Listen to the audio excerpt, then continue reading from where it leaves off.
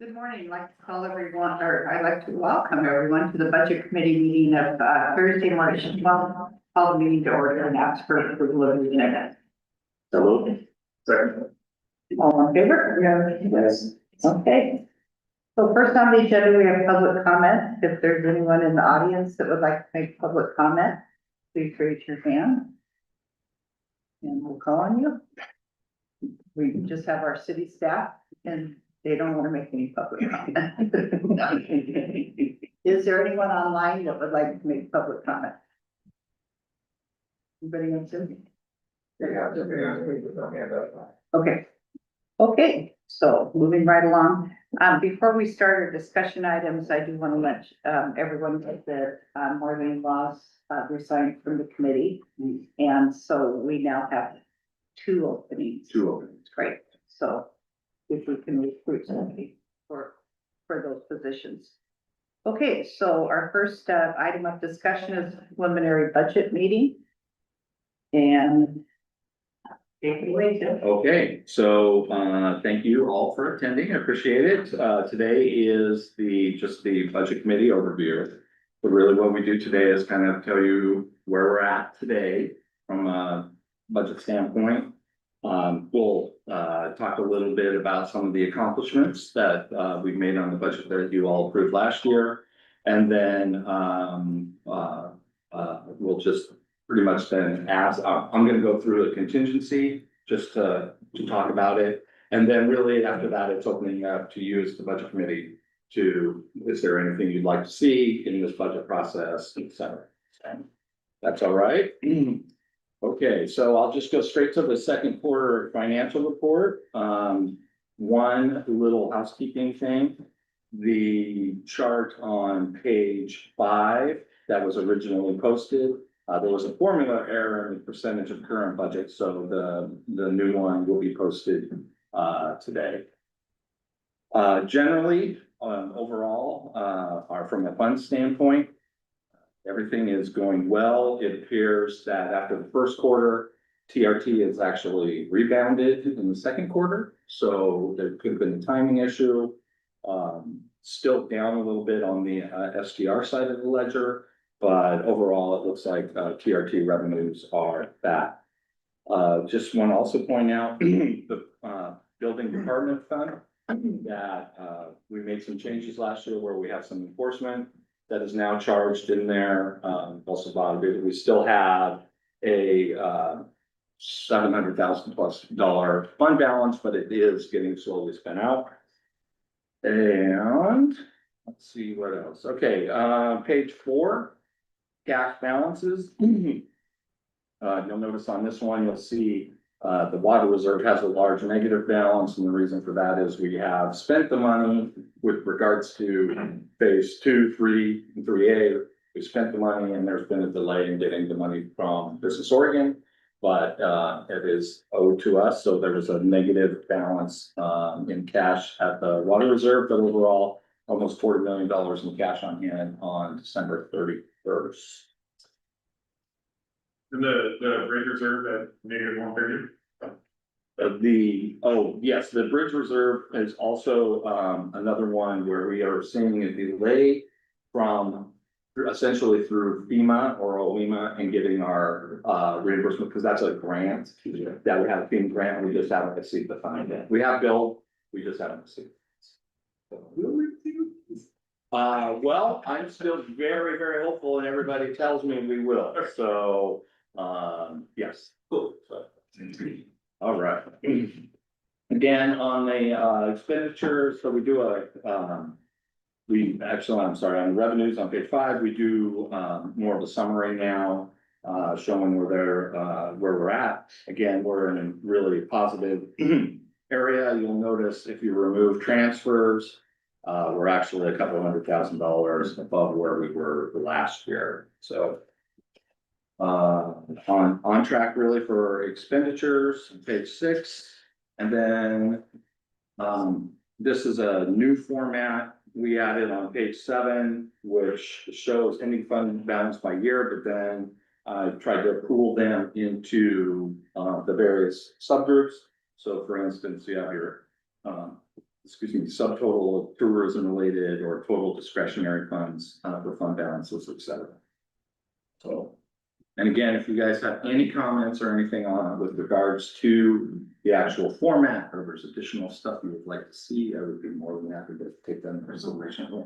Yes. On page 7, Mhm. where it says, 1, 2, 3, 4 column over year to date, is that supposed to be 9/30? Oh, no, that's supposed to be 12:30. I'm sorry, that was just the carryover date, but, from the last report.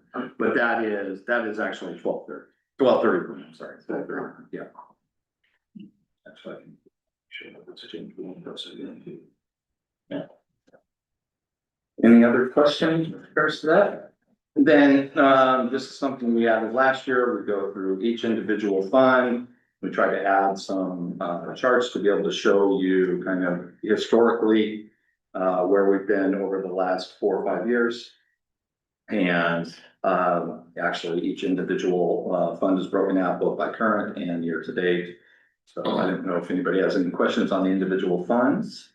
Again, overall position right now is that we are in, good shape to where we projected that or originally budgeted. So there has not been really, there were some warning signs in that first quarter because the TRP was off, which felt a little weird, but that seems to have corrected itself well in the second quarter. Yeah. We're Aggie. Yes, We still have a big balance there. Whatever happened with the funds that we were going to possibly contribute to the department? yes, that's a great question, Richard. So, I received a phone call from, CAT, I think in January. And they were asking, they have brought on a consultant with regards to their, the whole project. And they are putting together a package. So they wanted to know if they had to spend our money by the end of, June.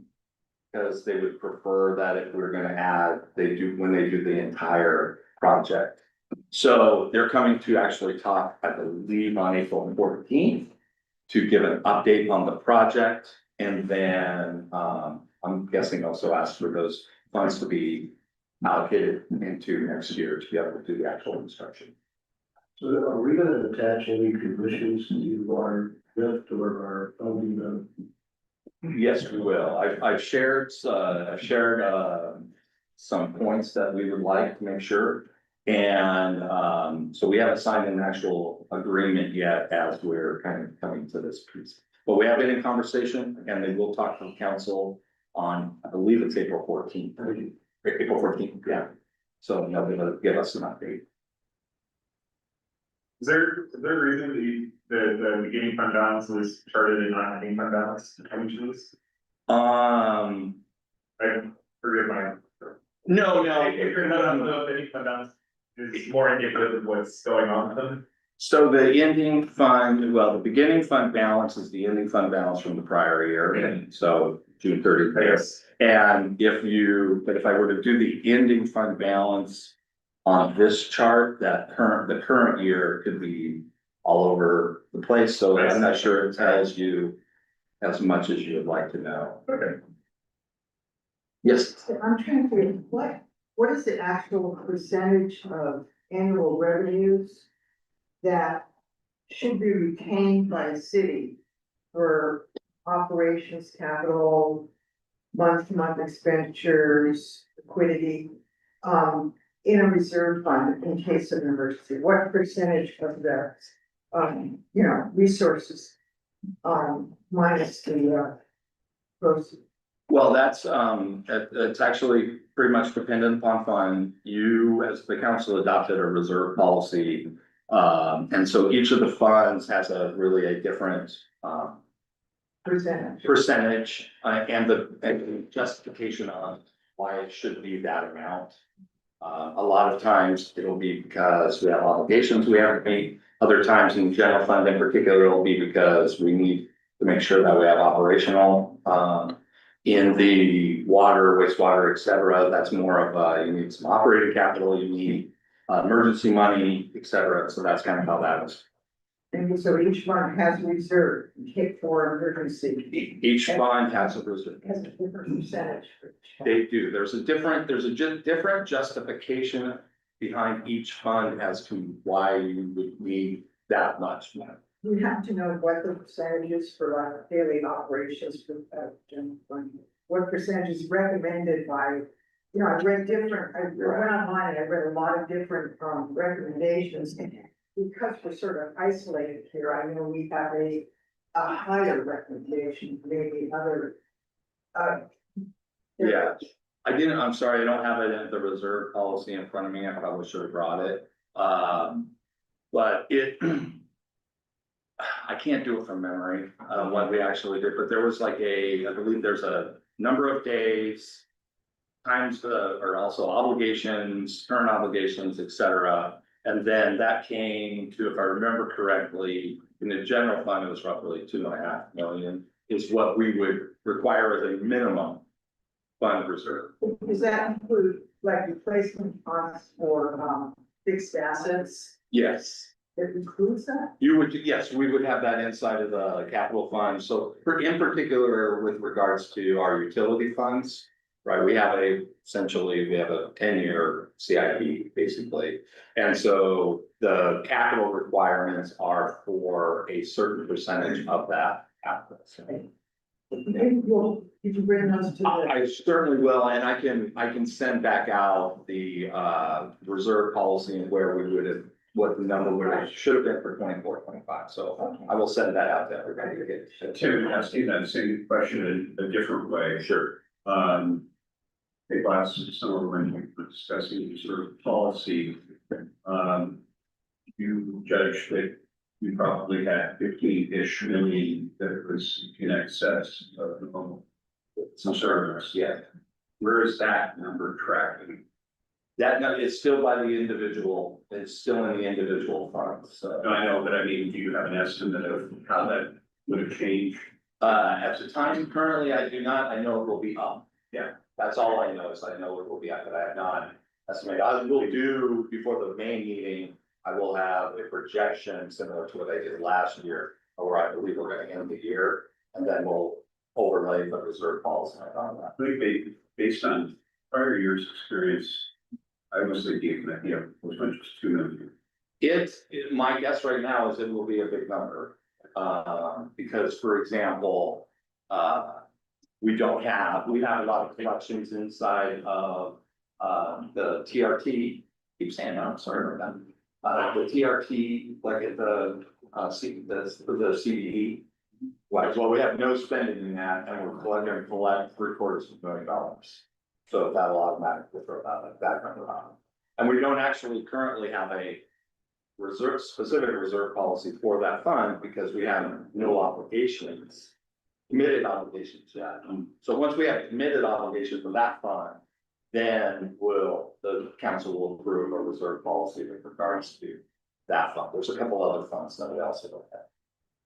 So a lot of the funds are restricted. I mean, the money is restricted in those Correct. funds. So I guess what would really be helpful is, I don't know if it's possible, to have, fund by fund, what is the recommended for this particular town reserve in case of an emergency or replacing fixed assets for each fund? And how much extra beyond that is available? Right. And what the use is that it must be used for. Because just throwing around $15 million extra money isn't really the truth, because you have a lot of it's restricted money. Right. And each.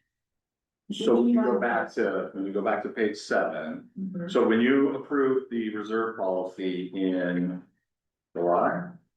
Then we had an individual breakdown by fund. And what the requirement would be, and then how much in excess you have. When, for example, on page 7, you have the total discretionary funds. So that means council can pretty much spend it on whatever they so desire. Right? There's not a lot of restrictions. There's some restrictions with regards to the prepared food tax, but it's really, really broad. So effectively, it's discretionary funds. Then you have restricted funds, program specific funds, and then of course the utility funds. So I tried to break down, I don't have how much additionally is available on this above our reserve requirement, so I could have another column that said current reserve or reserve based on 24-25 Yeah, years. that's, I could do that, and then that would show you. that's what. Okay, okay.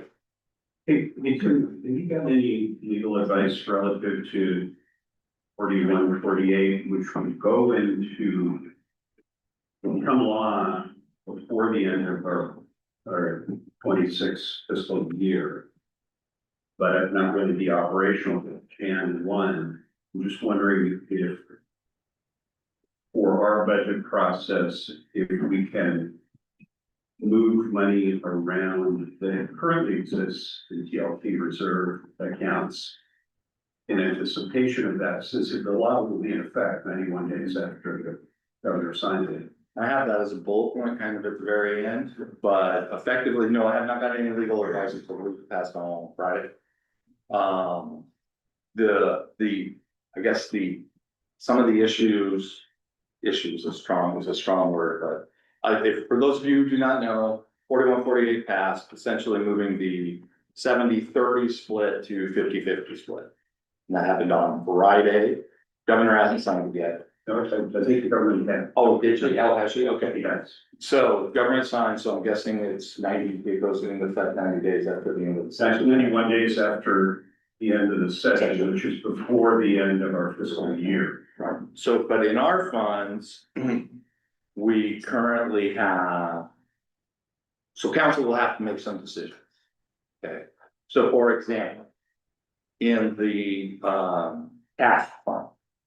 Right, so in the TAF fund, if we move it to 50-50 from the 70-30 split, that's a cost of about roughly 180 grand, 160 grand, sorry, 160 grand. Thereabouts, $160,000.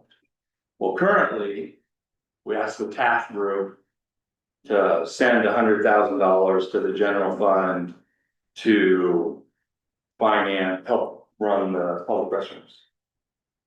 So the question of the council would be, do we reduce to the 50-50 and keep that $100,000 going, or do we reduce to the 50-50 and don't ask for the 100,000 anymore? So that's like one of the issues, I think, that's just in the TAF fund. Is it retroactive though? It's going forward, Only going forward? yeah. But they also believe that fund balance, you can use the fund balance in that same way. Oh, okay. So we'll need to get that clear, right? Right. Can we use what we already have? Or does that remain at the 70-30 and going forward it's a 50-50 split? It looks like we can use what we currently have at the new split of 50-50. So any fund balances that we currently have in reserves or whatever gets split as 50-50 as opposed to the 70. So it can be, it's a may, not a shall, can be split as 50-50. It can remain as 70-30 if the council so chooses. Right. But Right, so you run into because, in theory, we also receive the 70% from the county TRT. So, and that currently is obligated for bonds and, HRAM. Which goes to the And will general that, fund. will that change? We do not know it yet. See, so is the county gonna come at us for the 50-50 split with regards to that fund also? I do not know. I do not know the answer. So those are some things that play out. Now, the one fund that you really don't have any current obligations or whatever, you can just make the decision on what you would like to do is the 1.5%. That's currently split 70-30, 70% goes into essentially the NACUS project, the other 30 goes. But there's no additional obligation with regards to that, so. And that 1.5% was just approved. That's new. That started in January 1st, 2024 is the first collection. Everybody statewide. No, is that a statewide or is that? No, the 1.5 is us, the 1.5 was us. That went into effect January 1. So on that, with the 50-50 split, do we even need that 1.5%? Well, yeah, I mean, you still do, because I think we've shown, one, if you're going forward with the Nick Coos project, that part of that, the idea, is the way it was originally presented, is that we would use those funds there. We would also have, we're gonna have to operate whatever the park is.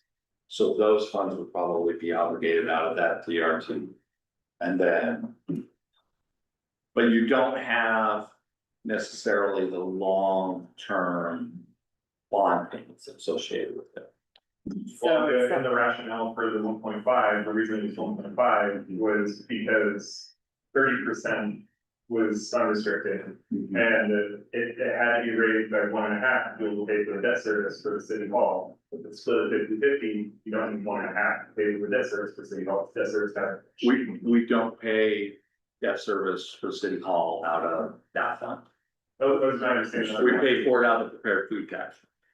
So where does the other 1.5? The 1.5% was originally for the help pay for the bond, for the, Yeah, so but, that would have included CBD. and so then the 30%, where's the 30% of that, you know?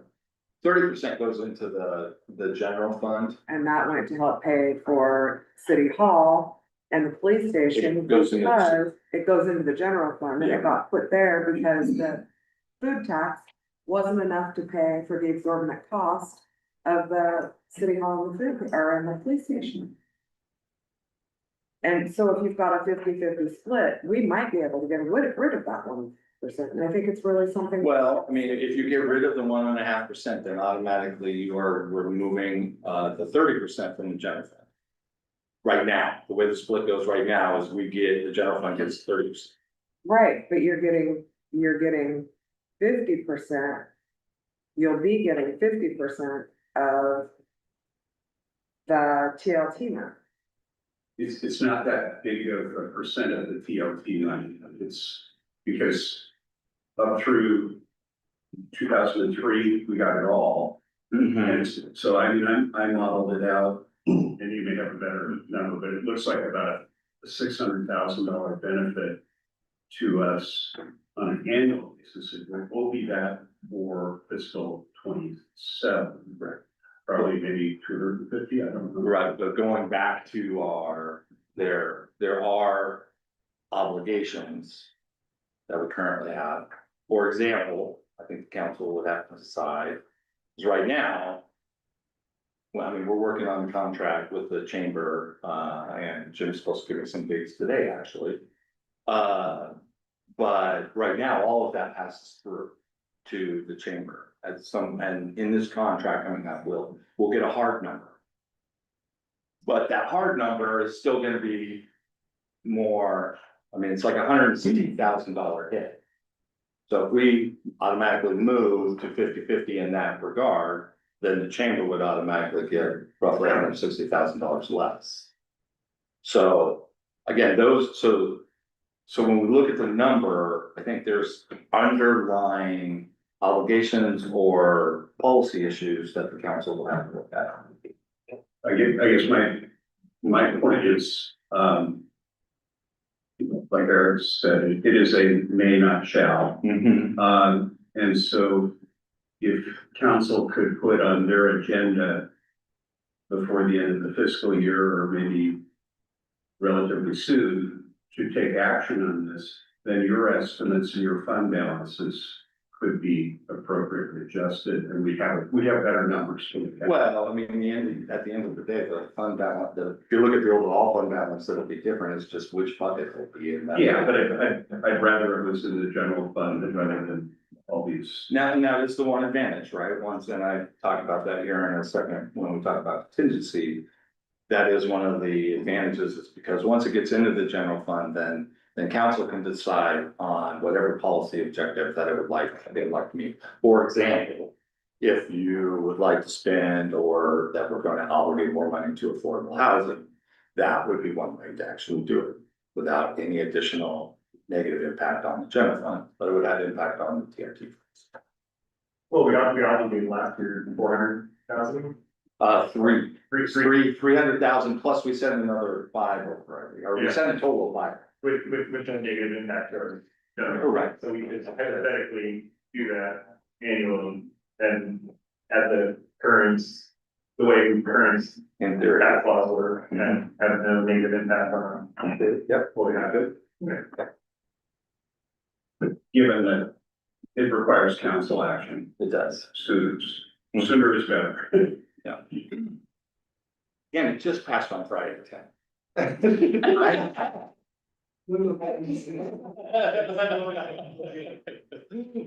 But for fund balance, it would go in effect 91 days after somebody dies, so I'm all for the highest level of transparency in the budget we can, and this would give Tim tools to do that.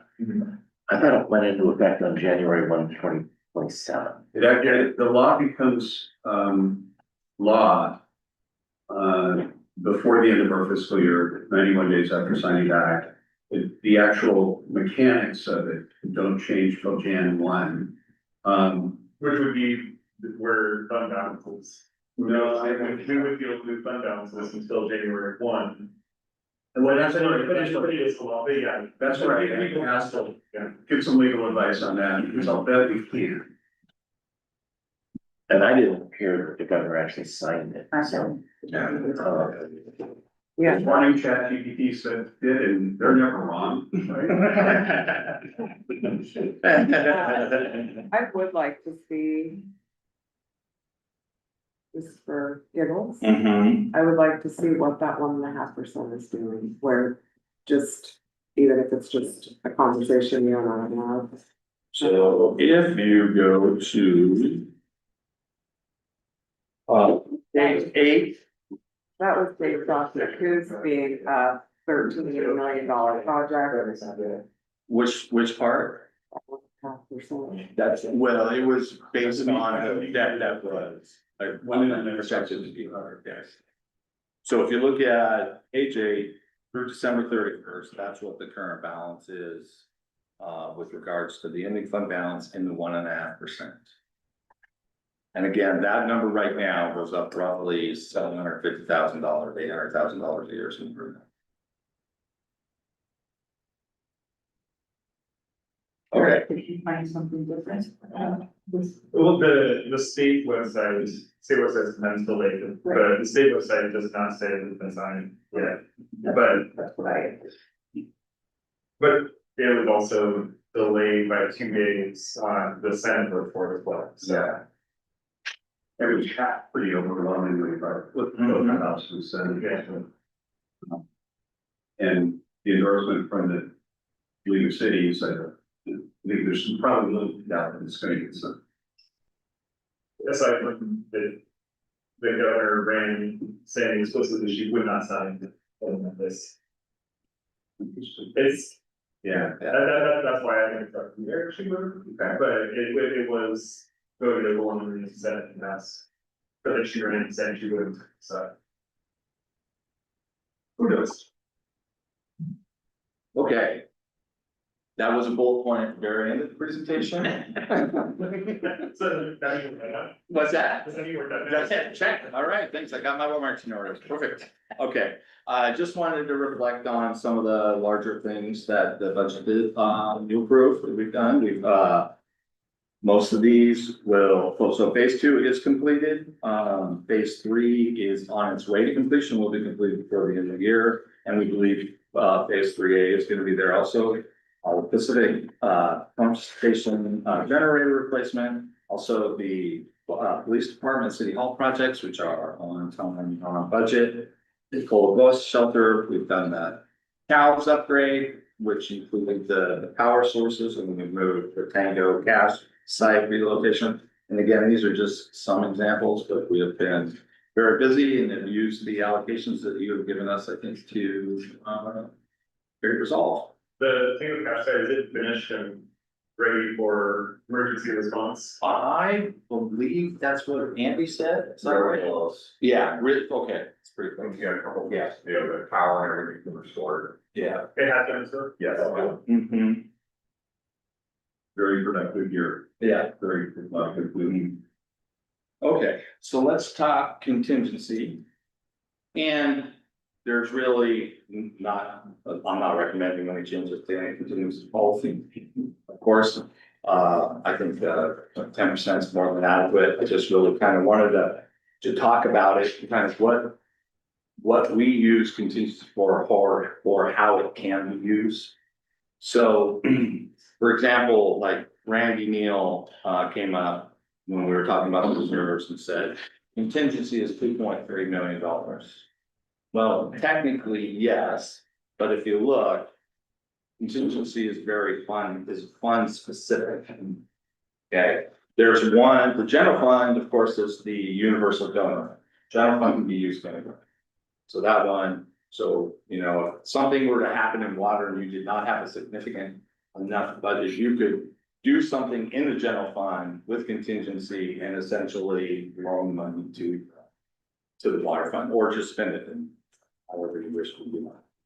Now, the contingency also takes formal action. So the only way you can spend contingency money is it actually has to go through a resolution to just budget through you guys. And it can change, the budget can change up to 15%, and that includes the contingency number. So that's as much as you can do without a supplemental budget. Supplemental budget means that eventually we have to go through the entire budget process. We don't have to pull together the budget committee, but we have to post it, we have to have a public hearing, the whole bit, to be able to make any additional changes for that. And then, so when we look at it, we're looking at, really when we look at reserves, we're kind of looking at a combination of the reserve and contingency. When I budgeted and we budgeted in the fund balance in a given year, we can't actually spend that money. Thank you. We can't actually spend that money until the following year. Following year, we can obligate it. But once it's unappropriated ending fund balance, it's stuck there. Now, again, we can go back through a supplemental budget process and you can go through that whole thing. But for the most part, ending fund balance, stays there. You can spend it the following year. All right, so an example, let's do this. So an example here is, let's say a budget has has $85,000 material and services and a contingency of $15,000, total appropriation of $100,000. Okay, now I can adjust the materials and services essentially up to 100,000 through a board action. Or you can put it in, say, I'm gonna hire somebody, you can move it up into the personnel group, but you can move that 15,000. If you look down below the next example, that it's 85,000 and I have 15,000 in ending fund balance to come to that total of $100,000. I can only do something with the 85,000. I can't actually do anything with the 15 until the following year. Without a supplemental budget. So I do believe that our current contingencies are more than sufficient. Unlike a construction contingency, in construction contingency, typically we know we're gonna spend, if not all of it, a good portion of it. Our intention in contingency in government spending is that I'm not actually gonna spend it, really, it's gonna be included in the beginning fund balance at all. So that's kind of the difference. But I just wanted to kind of get that out there, because it just seems that some people maybe have a different understanding of what that is. Again, though, in the general fund, that's your universal donor fund. You can give it to anybody. Nobody can give to the general fund, but the general fund can give to everybody. So. All right. Okay. So, in developing this year's budget, we started with a 2.5% increase, essentially inflation for materials and services. We have a contractual pay raise coming in, 2.5%. The PERS rates are the second year over the biennium, so that means they just stay the same as they were this year. So there'll be no increase, but there will be an increase in the PERS expense because wages go up. Health is at 7 is what I originally did. However, Ron and I just had heard that, Ron had heard that it was going to go up by 20. And now CIS has told us that it's smooth to like 12. So we'll have to go back and calculate some of those numbers. Yeah, it's still a lot, a lot, so I haven't run the numbers yet on how that's impacting overall budget. Also in this year, we are folding the reserve funds back into the fund in which they are reserved for. So for instance, in the water fund, there's also a water reserve fund. So the process that we use right now is that we spend the money in the water reserve fund. For example, let's say phase 3. So we spend the money in the water reserve fund. We recognize the loan into the water fund. The water fund then makes a giant transfer to the water reserve fund in where it's spent. So actually your budget's a little convoluted and it's it almost doubles expenses with regards to those reserve funds. So all of your capital, et cetera. So in the water fund, you're gonna see personnel, materials and service, and a total capital outlay inside of one fund. So that's the goal this year.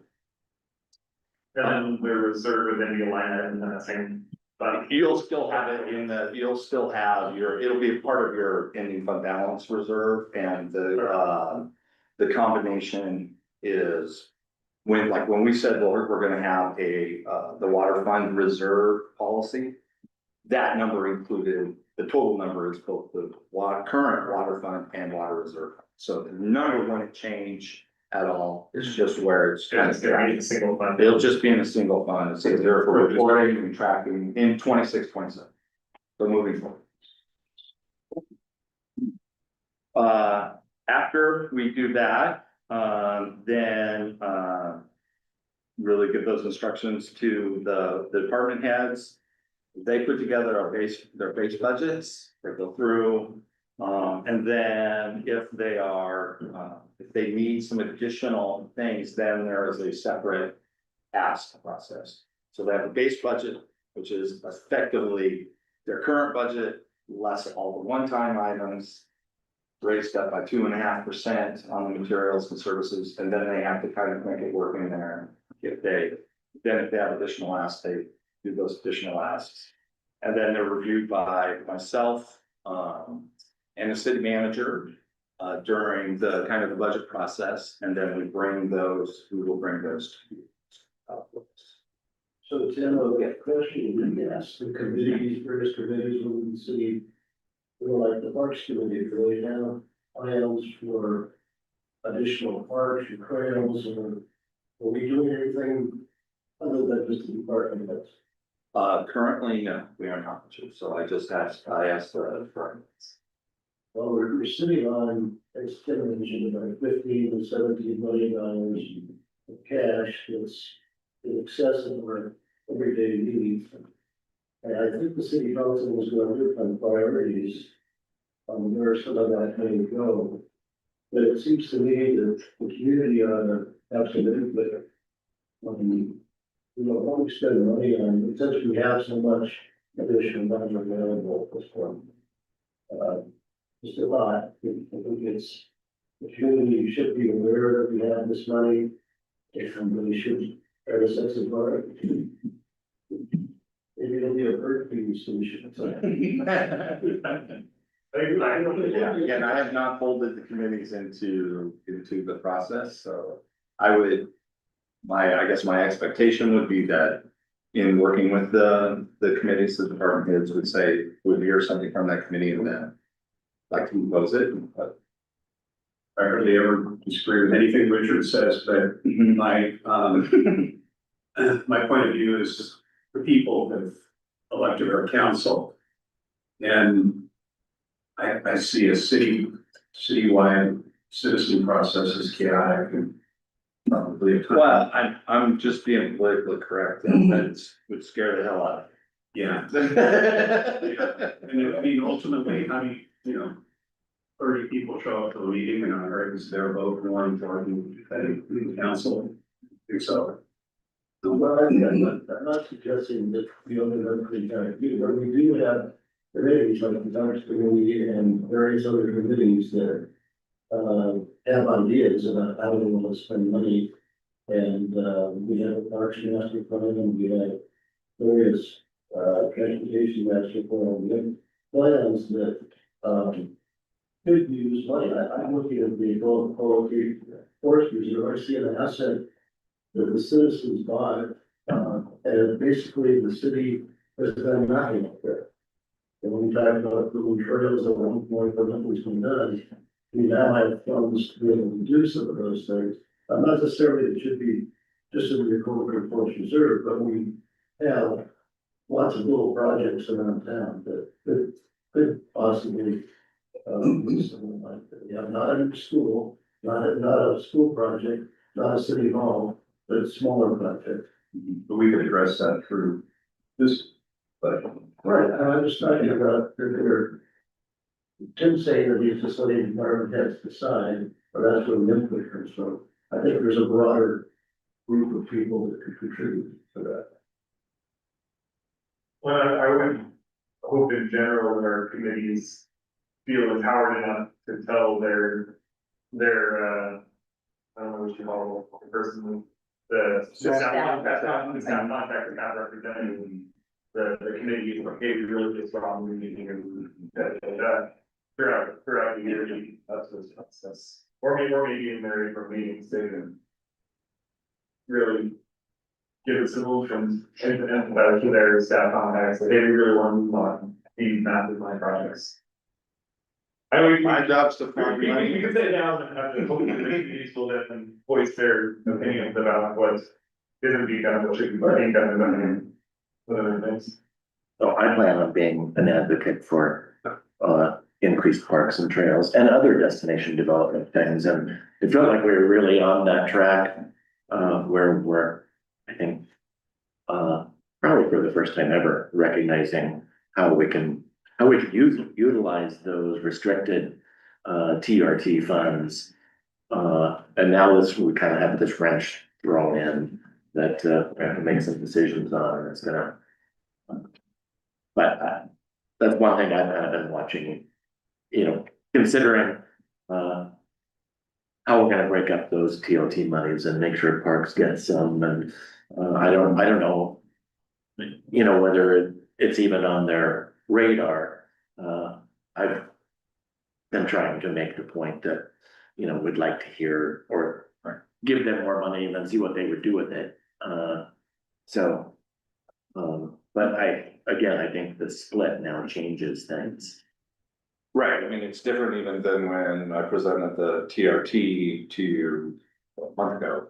It's changed up a little bit. I still think that half FTE proposed would help maybe guiding some of this stuff, right? Because we have plenty of TRT money. How do we ensure that it gets deployed in a manner that benefits the city, right? So, but having somebody kind of help guide that process. Yeah, I agree, and I think tourism and arts fund, we might need to keep taking a look at that and, rather than just leave it open wherever that might go, I think looking specifically at, money for arts programs, money for events, and potentially other things. Right now, it just kind of gets thrown into the pool, and whoever makes up that commission, there's a lot of ground in there. I thought that at some point we should look at that, or this new half FTE should be looking at it. But I think that half FTE and providing oversight over those things where council may not be the best choice to oversee, at least chamber contract, marketing, but more someone to make some recommendations to council regarding those things. Right, that's the council develops the policy and that staff figure out and actually that's the policy. So, But that doesn't mean that we couldn't also strongly suggest what we would like to see done with that money and have them look at that, like have all of us get together and think of 5 absolute things that we think money should be spent on and send it back to that committee, send that back to that committee and then have them look at it. Yeah, before the change in TLT, I saw more money going to parks. Some more of the restricted money and seeing some of these projects take place, But even after you as council still make that decision, because we have more flexibility on what you could do with it or how the park Right. would look. It may not necessarily be for tourism, but you could have the same outcome, just have more flexibility for some discretionary side, but still spend it on the same outcome. So you can still use general funds.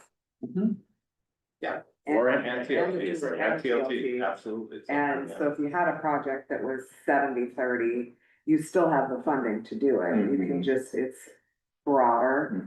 Mhm. I don't know if this is the right place to bring it up or not, but. Let's go to the next slide. All right, yeah, I'm okay. gonna say. All right, so this is the part where you give us additional input. You've already done a great job so far, thank you. But so currently, what I've heard is during the retreat, I heard putting aside some money. Or budgeting some money in 26.7 for due diligence at the Southland site. That's what I heard. We've talked about again, money. Explain this out in a second. All I know is I'm putting aside money for due diligence at Southland. The council had, I think, an idea of what they. this is the police station site that could potentially be housing. I think is generally what the direction. Housing, community center, other, Yeah. there's a lot of land there, the city purchased decades ago. Exactly. And especially now that we have power and water up there. Yeah. One of the few city-owned properties that maybe we have some possible use for, if it's appropriate for construction, but I think that's what. But that's what you need to do diligence. Diligence with BGO. Mhm. Okay, then there's the money for the halftime TRT, individual will run essentially all our TRT funds. And then, of course, we've already talked about TRT changes, so we'll, I'll start doing some work on what the numbers would look like, what the current obligations in each fund are, et cetera. I'll share them with council. Yeah, I guess we'll have a conversation at some point. Can you possibly get an answer from legal counsel on if the fund balance can be adjusted when the law is enacted, or if it has to wait till January 1, 2027? I certainly can. And where are we gonna get from that? It was pushed back from. It was, so, we actually, here's a draft of it. We are having some real issues with our auditors right now, being able to deliver the audit. I do know there are actually no findings in the audit. But they are having some staffing issues, so hopefully it will be presented at the April 7th meeting. And this is not a city issue with the. This is not a city issue in the delay, no, we are good to go, there were no findings. We had an issue where they were showing that we had a couple of budget violations and I showed them where we didn't. So they had to go back to the report, but, yeah, other than that, we're just really waiting on that. Now, once they send it to me, we'll post it on the website and I'm gonna make sure the council gets a copy of it. As soon as we get it before it's actually. Is there should we be looking at contracting with the separate auditors since we're 4.5 months We. delayed from? Yeah, actually, I had some very good preliminary meetings with a couple of auditors at the conference I just got back from yesterday. So, we'll sit down, I think, once we actually get this delivered, then I think we'll sit down and make that decision. My guess is too, it would be an increase in cost, but I mean, at the same time, mean, technically, we're supposed to have it by 12/31 and to the Secretary of State and S&P, and then, our auditors had to ask for an extension, so, yeah, well. But I just want to know, there are no findings, no management comments, so. And I have another request. You had given us last year before the budget committee meetings, a head count, a history of head counts. Can you update that for the latest current year? I will, and, I'll probably package it where I think we're gonna end the year, probably what I was saying. And then you'd also given us, I think at Tim's request, a pro forma. Yeah, that's, And, your best guess of where it's gonna be. yeah, and I will have that out also, so I'll do the head count and that basically at the same time for you guys before the next budget meeting. Just relative to the topic of potentially changing auditors, probably relating to the issue you're having, capacity is super tight in that sector. Yes, And right now, for my business, my audit fees tripled with no additional work involved. Don't get your hopes up. oh, no, like I said, I believe we'll be able to find an auditor, it's gonna be more expensive than we spend right now, and that's just what's gonna happen. Or I can we can see if Eisler can give us some kind of commitments in writing for this next year, I don't know, so I'm really waiting until we get this actually delivered, right, so. Yeah. This is where you talk about things you would like to see. I have, actually would like to see us. That is, a large group of citizens is interested in seeing this happen, and I'm relaying it, and I agree totally. And that's purchasing more of our, recharge area for our springs in the forest reserve. I have some maps. I know that Karen made great headway on starting this process. It also is in our master plan. And, I know that the number that was thrown out, and this is just thrown out, was 2.5 million. I don't expect the committee to approve 2.5 million for that at this time, but I'd like to see them approve a healthy amount.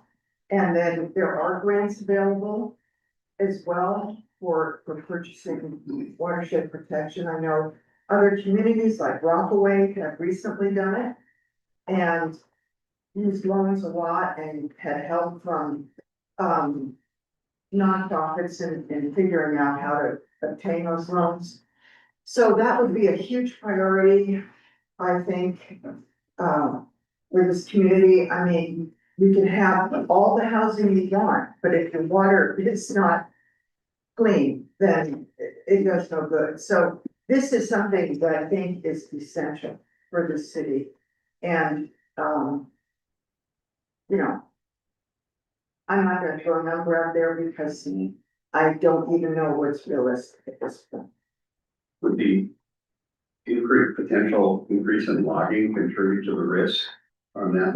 It does, and that's why we purchased it. We'd be purchasing it basically for a longer time. Yeah. And evidently, I mean, I had not realized how much work had already been done on it. And the negotiations and speaking with those lumber companies, but evidently they are willing at this point. That may not continue, that there's a sort of a time crunch because we had a right of first refusal. And I'm not really sure if that still exists. I think that may have lapsed, but I haven't been able to get an answer yet, but it doesn't seem to me like they have gone negative on us, from what I've heard. So that's why I'm kind of, nervous about it because there is that time sensitive thing and I think we really need to act on it. Seems prudent, given that people might be going nuts with chainsaws soon. Yeah, I think you're right. I have a couple of things. Oh, I'm still convinced that we need to do something relative to the building official fund. That fund increased over 10 years from 75,000 to 800,000.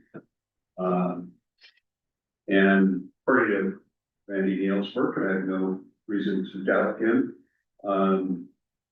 As long as the city applied a policy fairly and to all participants, you could even do something retroactively. We were kind of up against a timing event last year. We brought this up, made it a real issue, people started to understand it. But, you know, calendar marched on.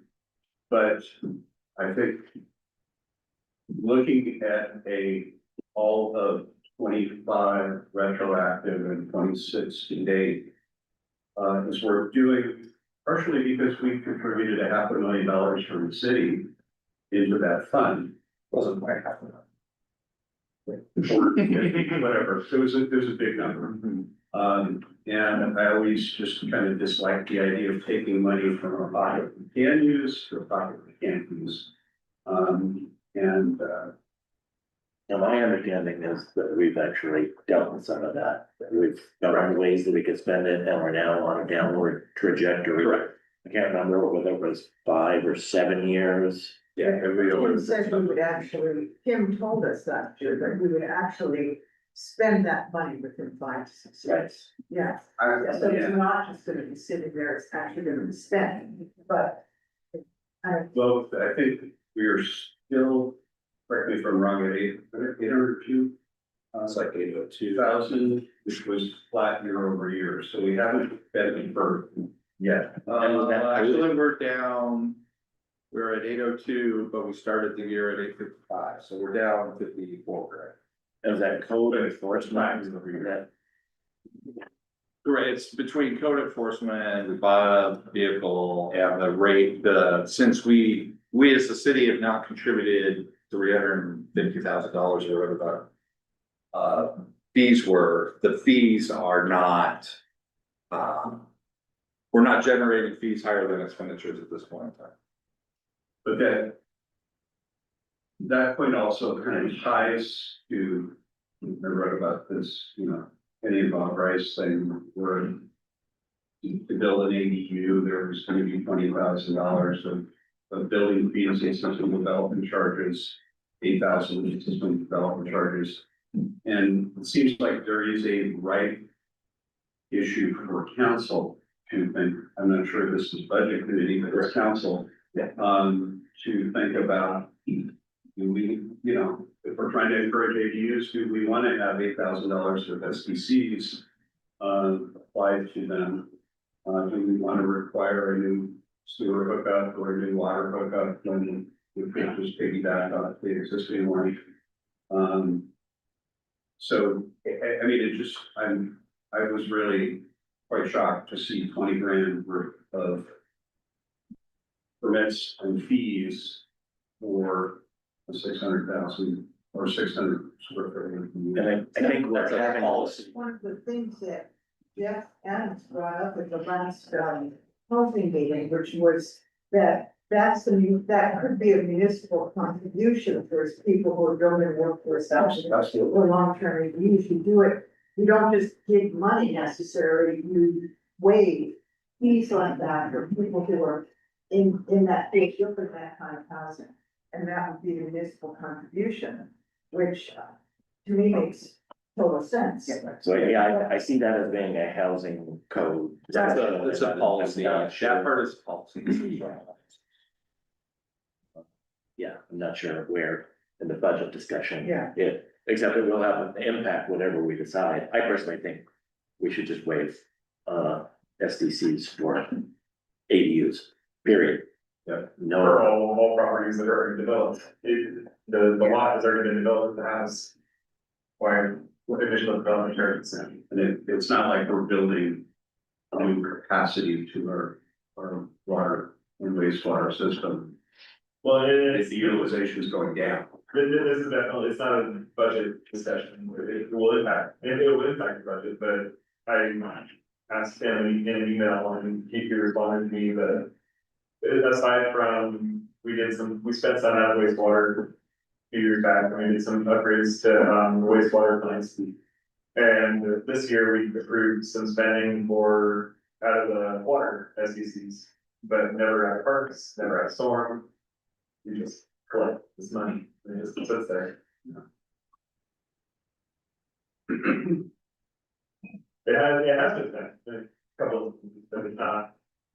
If the overall trajectory is increasing, right? Because the projects that we spend, that makes very, very small impact on the actual project itself. And I don't believe our SDCs, I think they're in line with other coastal communities. I don't think that the actual SDCs are higher than other jurisdictions. I think we fell right in the middle and looked at the chart of what other communities charge for all these kinds of hookups. But the way our overall budget works is super different from the way most other communities. work. Yeah, that's. So we receive 74.5% of our total budget comes out of lodging tax, which very few communities receive lodging tax based on 74% of the budget. Yeah, Well, and I think if you look at it, So our budget is different. it's in most places that have SDCs, they have a significant amount of growth, or significant, or at least a large amount of growth. So like a Beaverton, right, grows at 2-3% a year or something like that. For us, the impact is kind of, have a little kind of rumpus, because the fees are where they should be, but the actual, how much we're gonna collect is not very high, just because we don't have that growth component. So so you have a large impact on the front end for the fee, and you have kind of a minimal impact on what we're actually, how much money we collect to be able to spend. If there's, So off of that and back on to what would we like to see done? Home interest. So last year I brought up flower baskets, that was kind of general, but I would like to see some more city beautification. And the public parking areas are a mess, the planter boxes are a mess. The striping on paving, everything, they're horrible. We've been doing a lot of construction that we can't, although it's important to our infrastructure, we can't see it. And it would be nice for citizens in our community and the people that come here that help, that 74% of the people that come here and help pay for us to be here, to have a nice place to park, to have some nice vegetation again in those, the little islands that are in the parking lots, and just going through and really, I'm looking at the restrooms here. It looks as though trim could be painted on those, and maybe some fascia boards could be replaced, covering up some rust. And I know we're gonna get that here, but just some general beautification in town.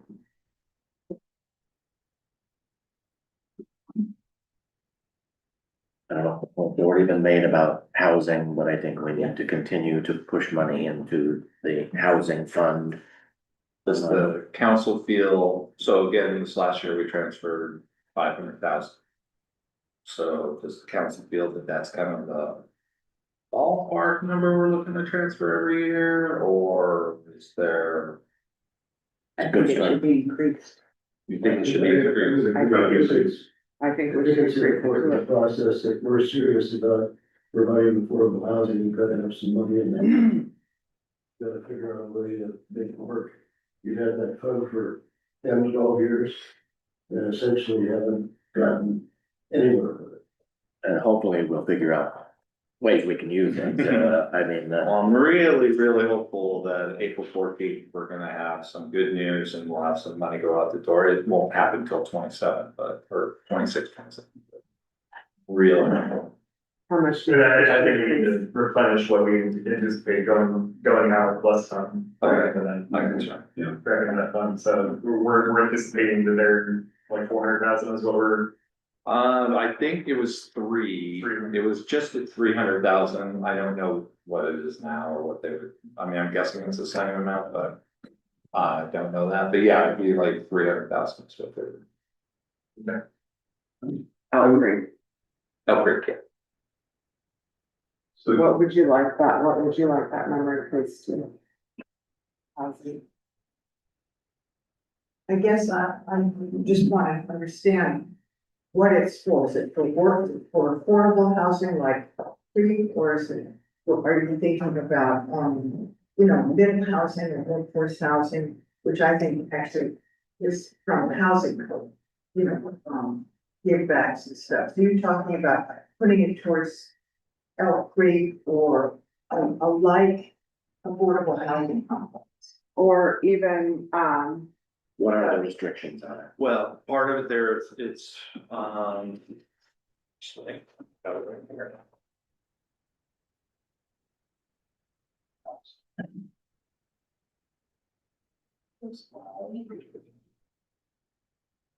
And while he's looking, I would say that we need all kinds of housing except.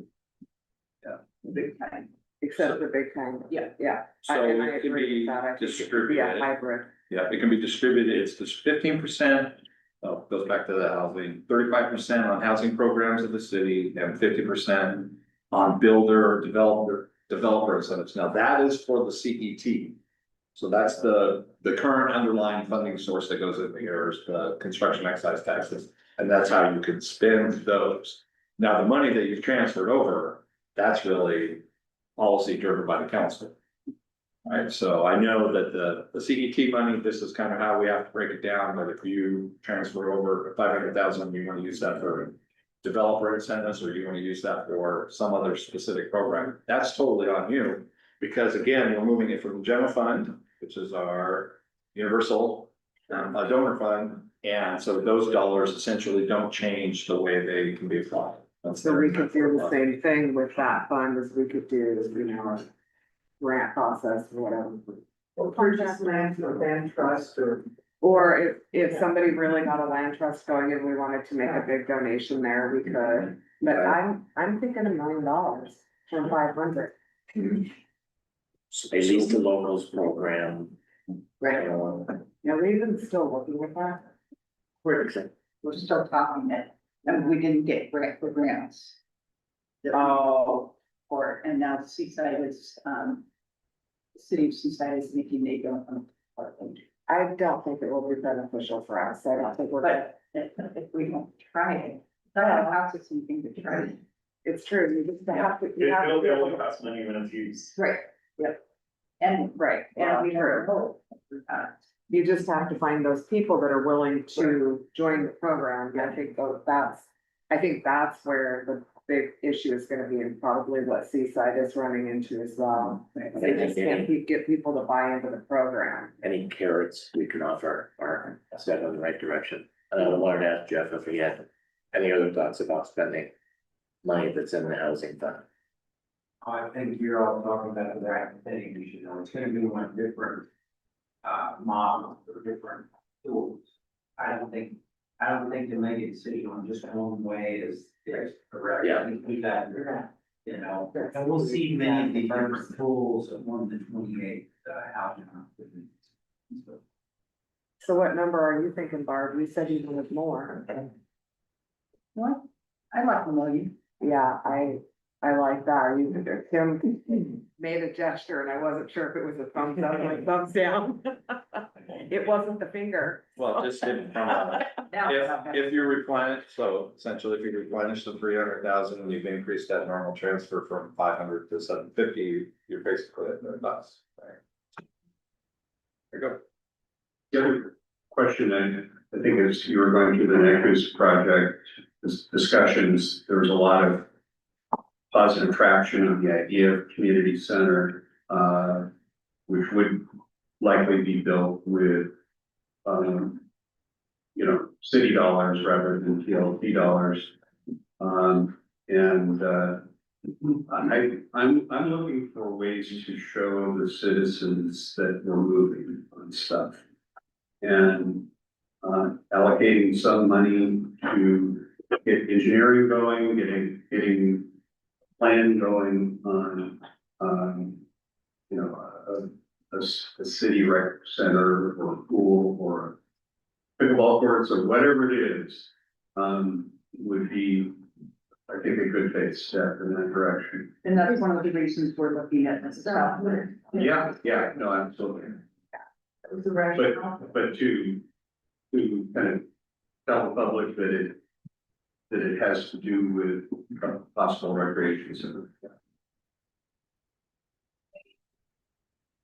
I'd like to ask the department heads if there's anything that they didn't get that they wanted in their budget. Give them away like candy, Barb. I said, just give them away like candy. Wastewater is the one that we have the biggest issue with. Wastewater is what we'll have an issue with. I'm bringing the rates to you in April. We'll approve what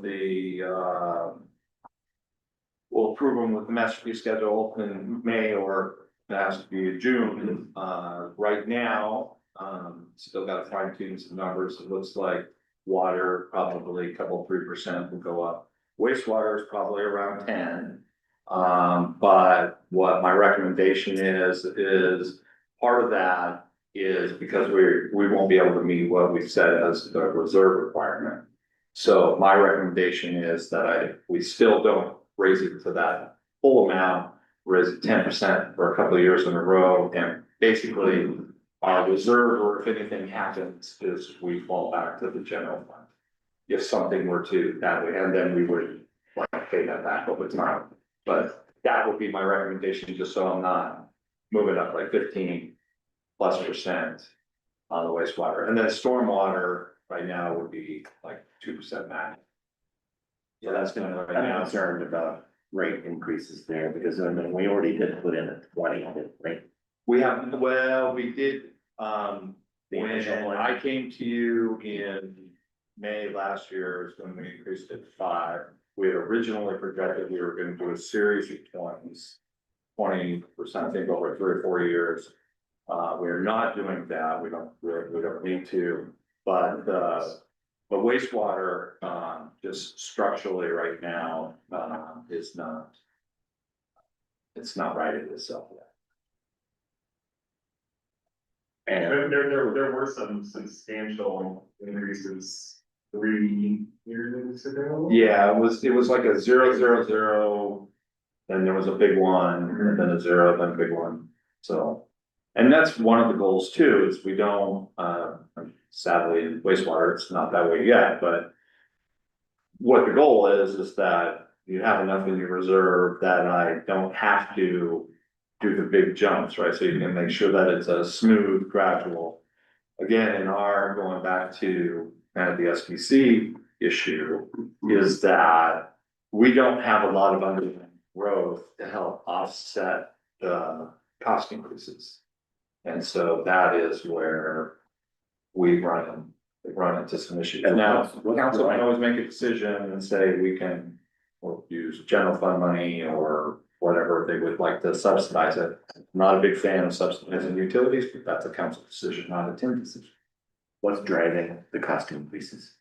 In wastewater, it was, really, it's just I guess it's just the operational costs. For the most part, we have an extra body on board now. And it's just, for the most part, it's operations. We end up, we do have some large capital expenditures that we spent on them. You know, some large, replacement of the generators, 350,000, those kinds of things. So that's really what's kind of driving. I think once you get to kind of where we're even, or essentially where the structure is right, which I believe will be a couple, 3 years. Then I think you're gonna be looking without major capital projects, which of course we don't know for other reasons, but. Then I wouldn't foresee huge increases again, as long as we're very consistent. Where we run into problems is where when, we have. Bunch of zeros for increases, and then all of a sudden we do have capital or cost issues, and we didn't have a reserve necessarily to fall back. Be able to spend, and then that's really where Have we done rate comparisons? Where we're at? Compared to other cities, yes, we've looked at them. I think it's really hard to compare, the various rates. A lot of times political decisions are made, other times, it is, what is the source of those, the water, so it's not as easy, it's not always an apples to apples when we do the price competitive, do those comparisons. Because what we did have one in the last increase, or the one before it, when the whole thing came up, was, we got a comparison with other cities and we were, again, I think, just right in the middle of it. I recall that too. Did we just recently have another increase? No, we did the one back in May for July, and that was, 5% water, 5% wastewater, 2.5 for. Retrospect, probably should have been 5% water, 10% wastewater, and 2%.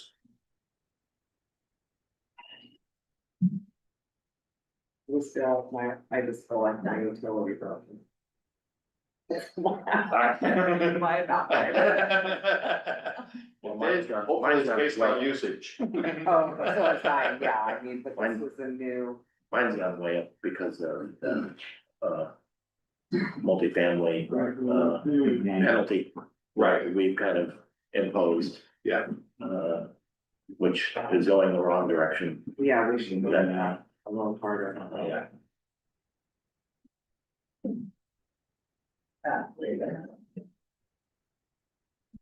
Obviously, for me, it's a tiny deal. For Elk Creek. For other people, It's a different scale. The duplexes that are renting to long-term renters, obviously they should be penalized for, with their water, certainly makes some sense. Anything else everybody would like to see? I'll just say parks, trails and parks improvements again,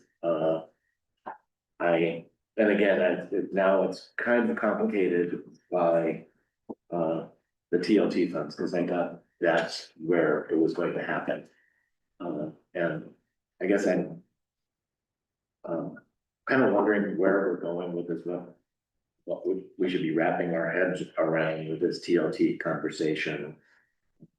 And making some of these decisions as we see the implications of existing money. Obviously, the county could potentially pull back 20%. Yeah, I'll be curious. Like I said, I haven't reached out to anybody at the government. It seemed like a likely scenario to me. Right, they have some serious budget. Yeah, They do, which is they increased their rate again, and it's basically for jail, and so for them to be able to use 50% for general fund, which would be a general fund obligation in some sense, but I do not know what they're gonna do yet. but can you help me wrap my head around what we're looking at as far as a discussion on that and? I think really what we would, the discussion will be framed in that where we are now, again, going back to the presentation I gave in March, I think, yeah, or I'm sorry, in February. And then where we are now, what could be what is obligated at each fund level for spending? And then what would the change potentially mean if you did the change, right? If you said, and again, it's a may not a shall, as Eric points out. So if you decide, well, we're not gonna do it, we're gonna continue to have the money going, 70% going to TAF. We're gonna have, all the money, hard number will flow through the chamber, and then we're gonna have some money from the 1.5% going to the general fund. You could do that. I think when you're looking at the parks question though, Gary, it's probably more based on what is it that you're actually looking for, right? So when you talk about park improvements, we want to do a series of park improvements, whatever those improvements are, then either way, we most probably could either use the TLT 70%, or we could fund it with the TLT 50% and general fund money, which essentially, so the cost would be the same, it's just what particular funding source would be, and that's more kind of my job to figure that I out. guess I just wonder, does it make sense for us to continue to retain, these funds, as they are the county, the 1.5, the, marketing, whatever we call that, Right. the TRT, I think, and then TAF? Or should we be looking more at, here are the restricted funds and how we want to divide those up? So much for the chamber contract, so much for, community improvements and the kinds of things that Deanna's talking about, parks, art,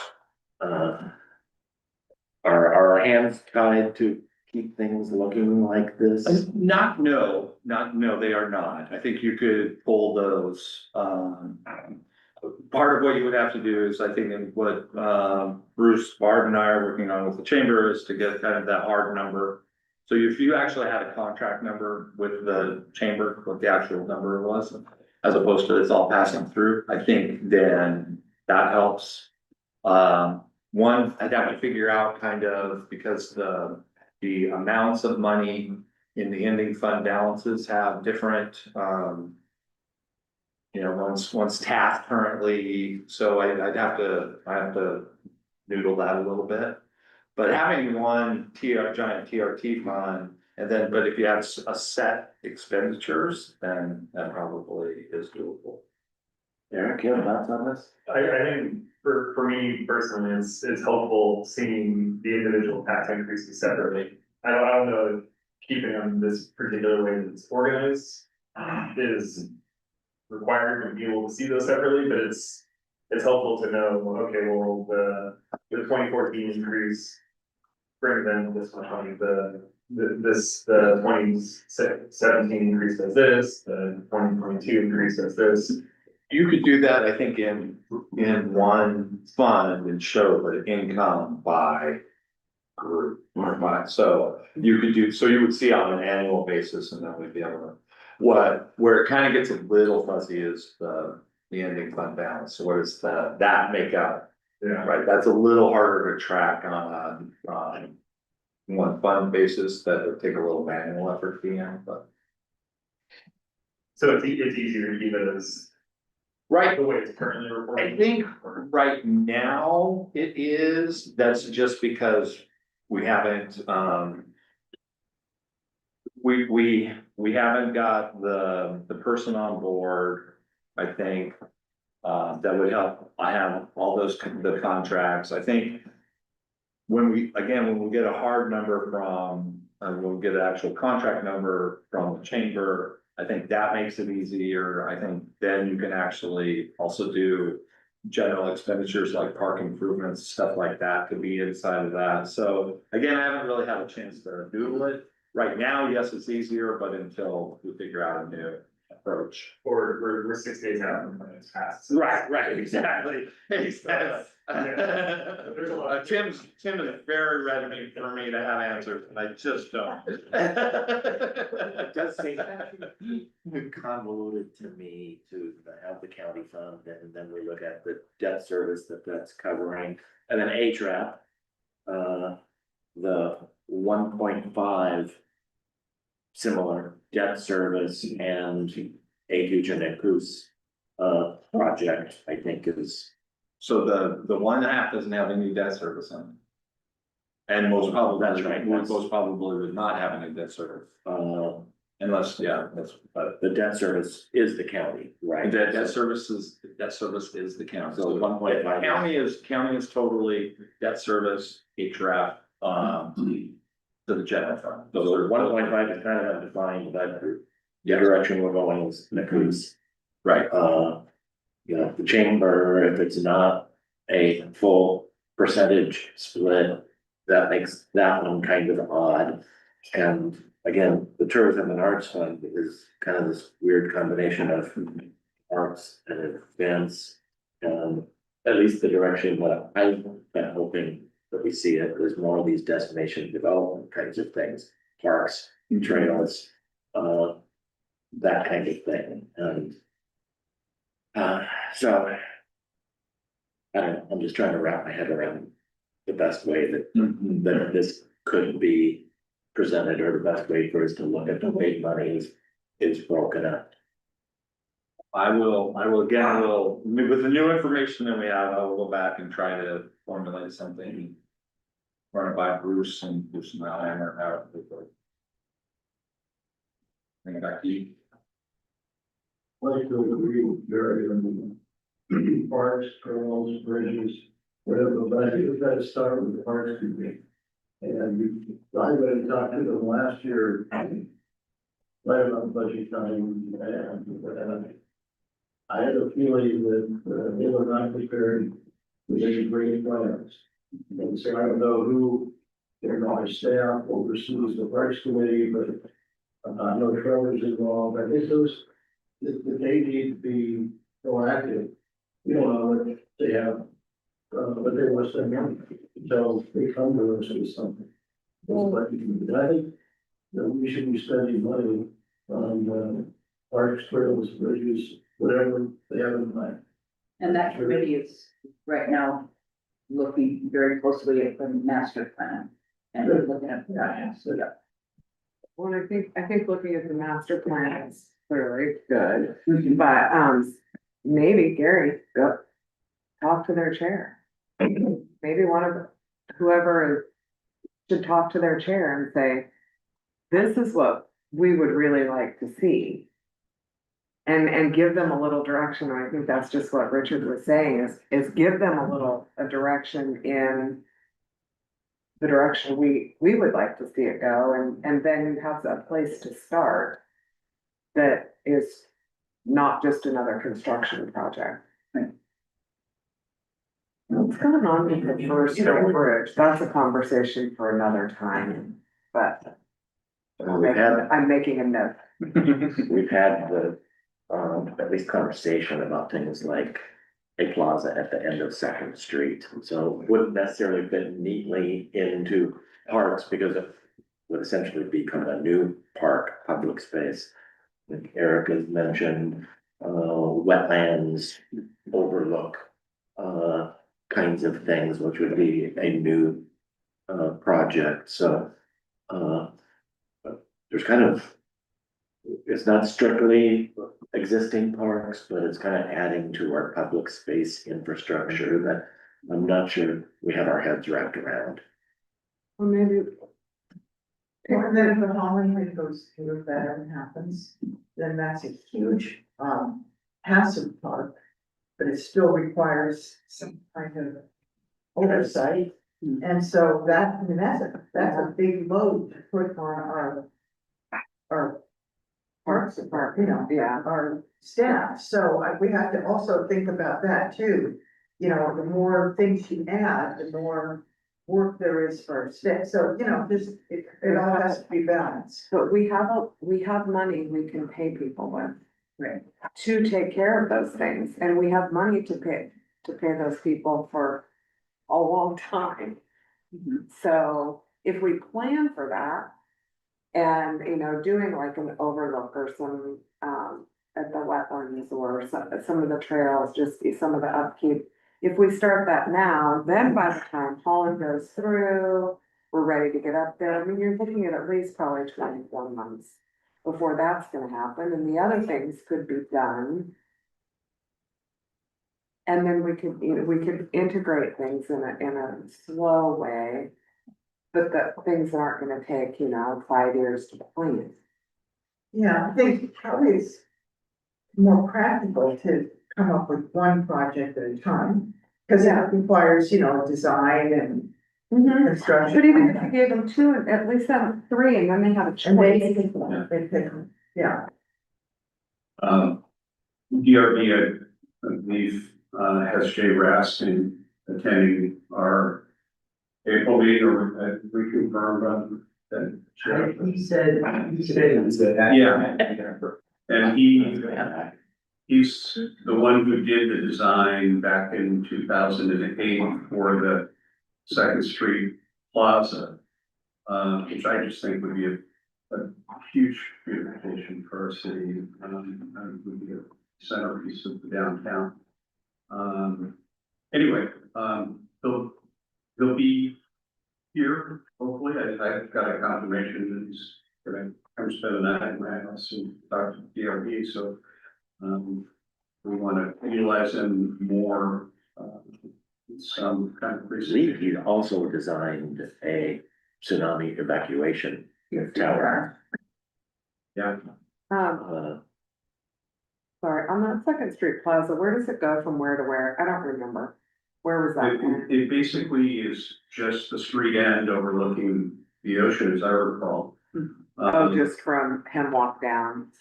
No, from March to, yeah. Oh, Okay, in front of the Land's End and the, oh, so not even here, okay. yeah. So it doesn't touch stuff. Yeah. But, you know, it had some flowers and had some beautification and, it's pretty raw right now, and people love that area. I mean, they gather there for sunset, and it just could be so much more than it is. yeah. I'd love to see that revived.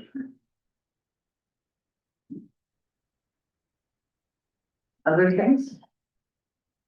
I didn't get any answer from the department heads, so they all are happy. They're ecstatic. Yeah. I'd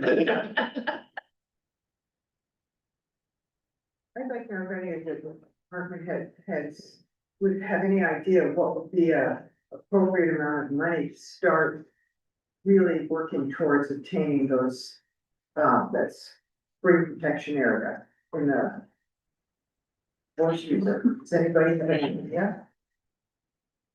Yeah, I have a proposal from a consultant, that specializes in acquiring, forest property, so it's kind of a pick your adventure of how much level of engagement you want, to that consultant, but yeah, I have some preliminary numbers. I think it's on the, is it on the agenda now? But I don't remember if it was put on the agenda. No, that was, you guys were waiting. That was what? First one, this is the one that we were waiting until after the lawsuit. Any tasting? Any? Use of the land acquisition is part of the, one. Right. And there's an amount of. Is there a amount there now in the market as the plan? No. That what was it? Is it 2.5 million? That's probably right. That's not, but that's not, okay, but if we were going to ask for some money in this budget towards that 2.5 million. I'm just curious, what would be an appropriate number? I can get you that number. Okay.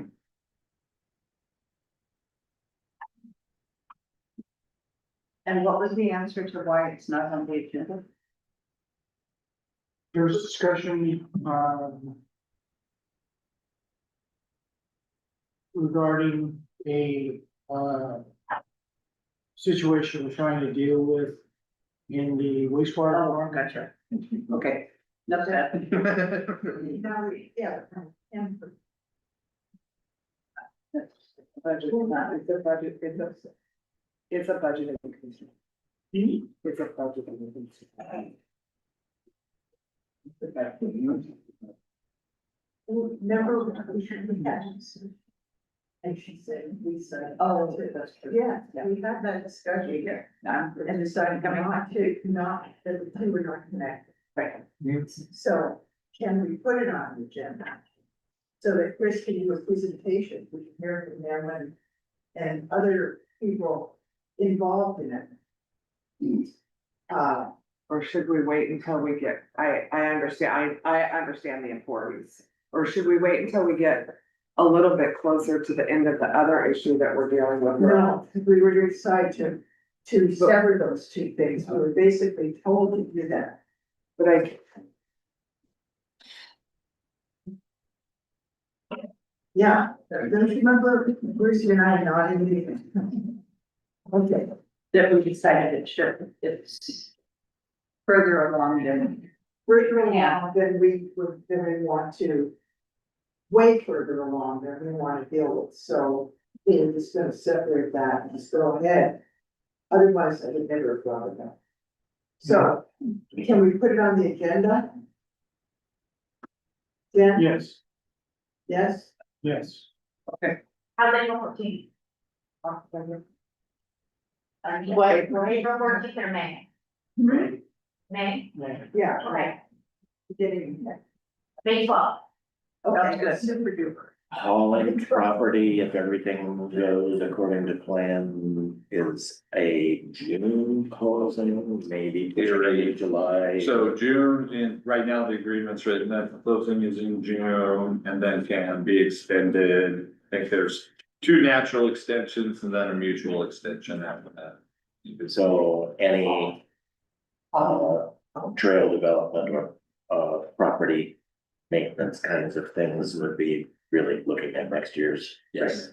Well, trail development, my understanding was trail development is prohibited. It's not gonna happen, that, Yeah, no trip, no trails. in Holland.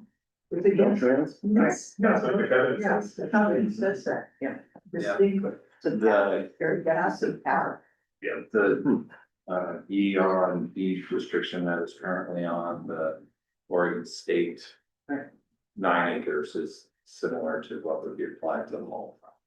I guess if all that goes according to plan, we'll have the Haystack Hill property, and that I hope we would be doing something with that. No, Well, that I is- think none of them home. If Yeah, we- I'm not talking about the wrong property, I'm talking about the state parks property, but Right, which is currently still has the restriction, the deed restrictions on it. it's the same deed, deed restriction. Same deed restriction.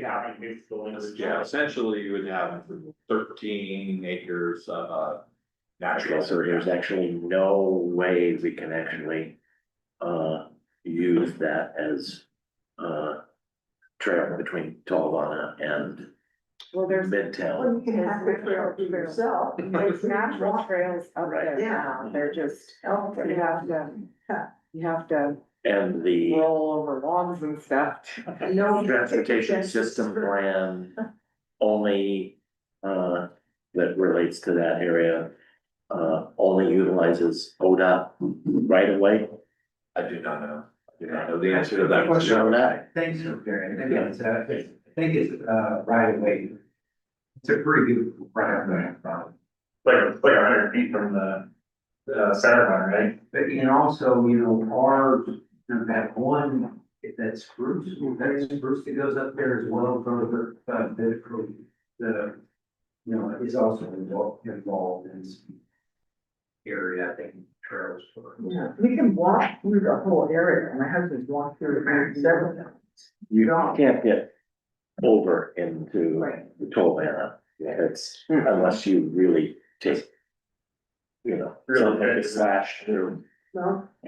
Yeah, that's true. Okay. And I'm not sure how passive that is.